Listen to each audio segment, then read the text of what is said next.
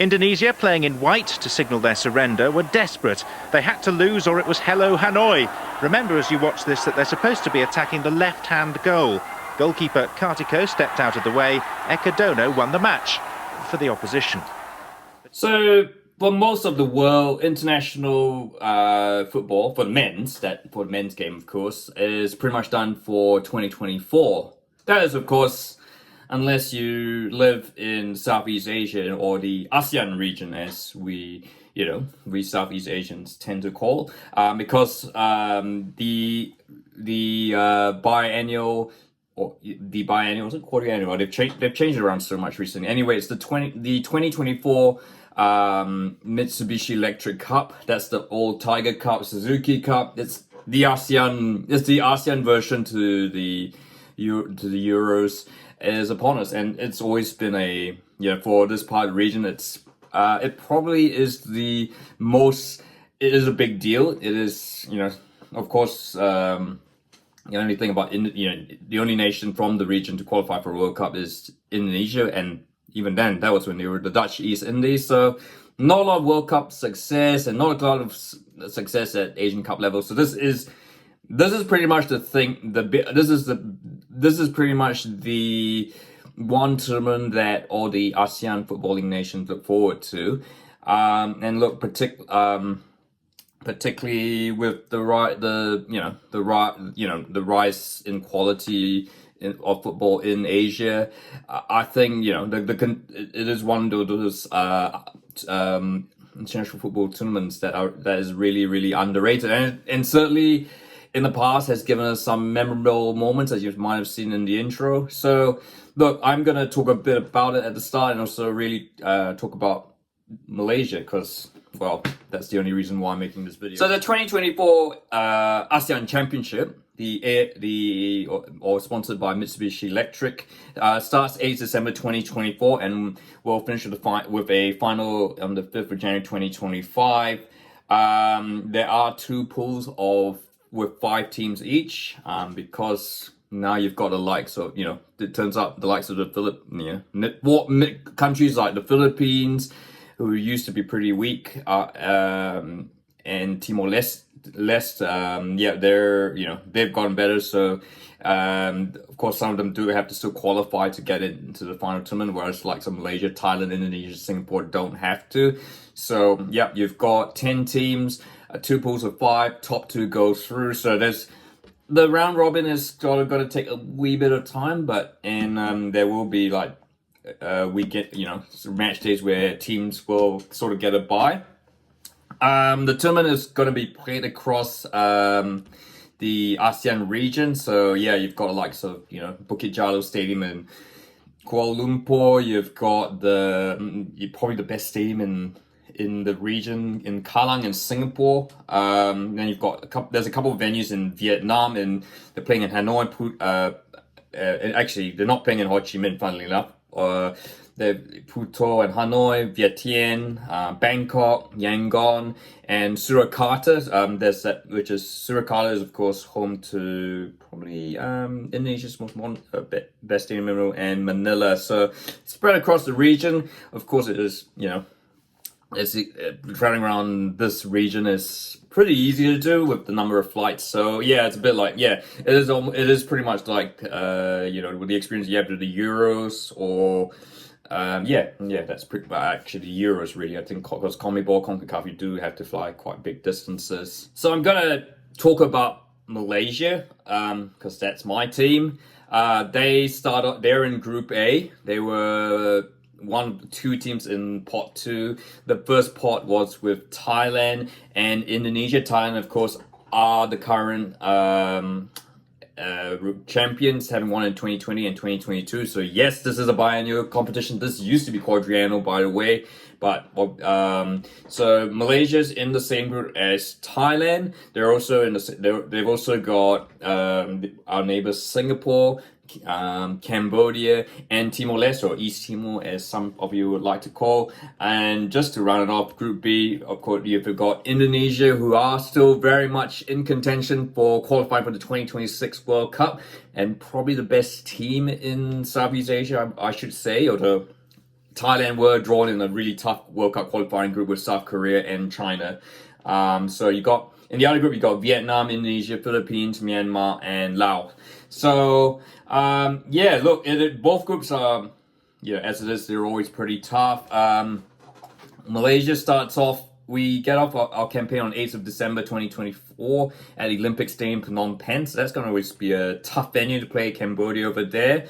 And then we play at home against Timor-Leste, a game which we should really easily win. And then the big game is on the 14th of, that's 3 days, 11th of December, that's the game against Timor-Leste. 14th of December, we travel out to Bangkok to play Thailand, and that is probably the game to watch. And in this round, and then we finish off our campaign on the 20th of December. We get a bit of a break between the game between Thailand and Singapore. We play Singapore, and of course that is always a derby at the Bukit Jalil Stadium, and there'll be lots of Singaporeans traveling up for that as per usual. So so I mean, all these games are tough. I mean, though having said that, I guess the opener Cambodia can be tough at home, but I think it is the sort of game that Malaysia needs to target,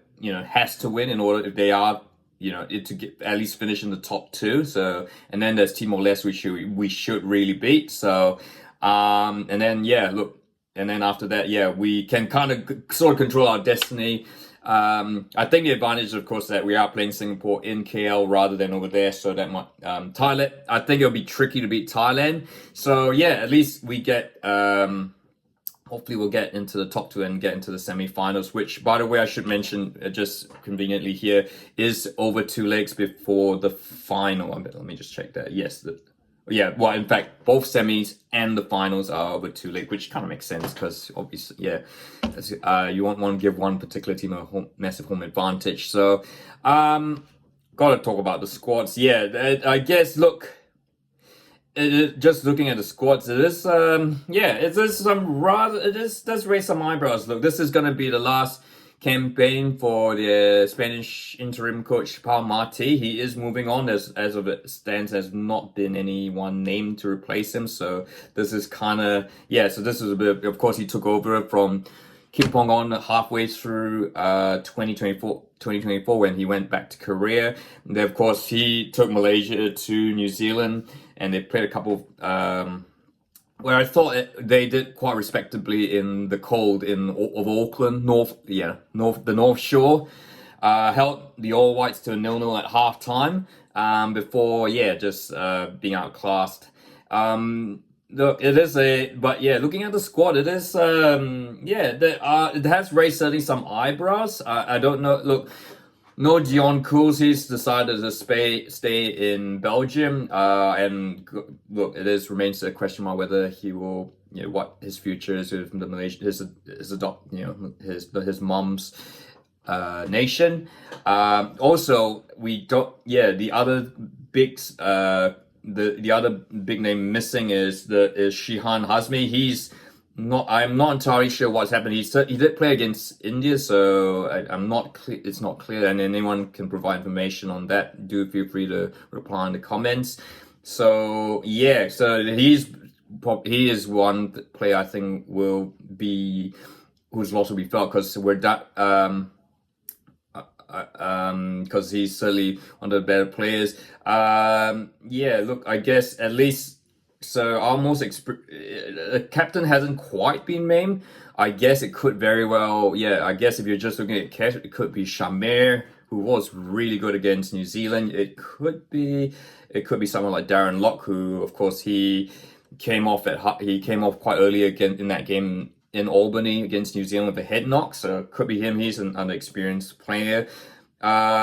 But look, other players, at least in there, you've got Paulo Josu, who has become a real quality player for Malaysia in recent times. Interesting couple of English sounding names. Look, I've talked about it. Obviously, is a big, kind of a little bit of a sticking issue, a little bit of border controversy. the fact that Malaysia is picking a lot of, sort of converting all these foreigners, just giving them citizenship. But, I get, like Paulo Josu, Endrick, but yeah, let's not, look, I think we've kind of been through this, over and over again, so let's not talk about that. I guess, yeah, the question, of course, Rahadzali Rahilim takes over the number 1 jersey, and he's only got 1 cap. So potentially he could be the one in goal. We'll shall have to see. But also the other player missing is Corbin Ong, who so again, I'm not entirely sure if that's an injury or thing, but feel free to comment in there. But you've got Josu. Ezekiel Aguero comes back in, so he's the player who shares the same as Sergio Aguero. But it's a very it's a very young team, so if they win this, I'm gonna say it now. If they win this competition, if they make I think making the semis would be a great, they should make this. They must make the semifinals, and that would be, I guess, a pass mark. If they go on to win the whole thing, that would be absolutely, we're on the verge of yet another golden age of Malaysian football. But I think given the youth in this side, it is going to be quite tricky. Thailand is going to be pretty tough. They're always, especially going over there.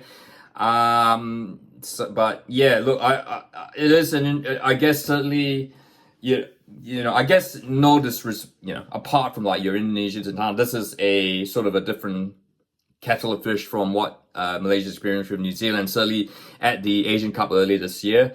I guess there's a bit more regional pride at stake, and you're playing at ground where the pitches aren't necessarily, they are improving, but they're still not necessarily up to scratch. And of course, Bukit Jalil has never had the best pitch, to say the least. So yeah, so we shall watch this space. I guess, yeah, look, I mean, it kind of feels like we might be, I guess, one nation that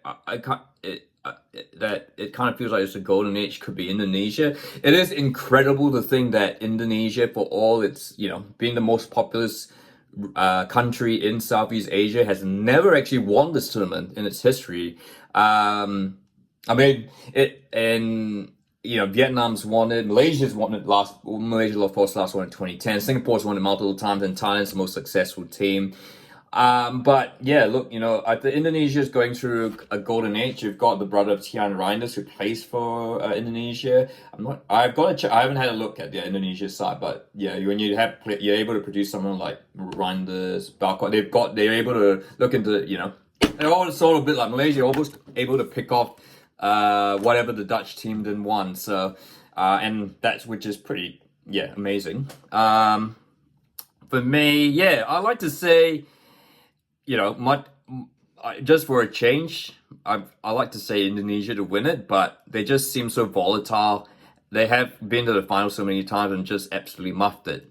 But I'm just going to go with the safe pick, Indonesia, Thailand final with Malaysia and Malaysia and Vietnam in the semi-finals. So yeah, that's my thoughts. Look, this video is more niche. It's going to be going out to the Malaysian and some Indonesian YouTubers because they do seem to go viral there.